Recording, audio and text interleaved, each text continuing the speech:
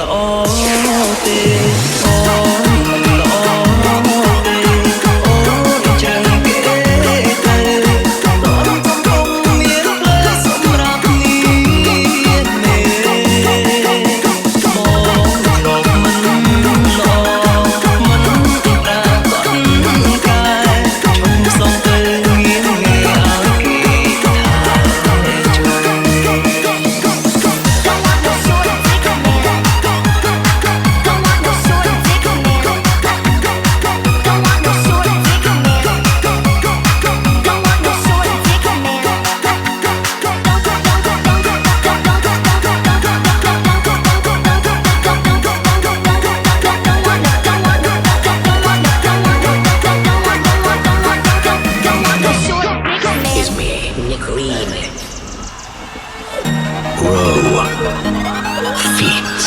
Ricky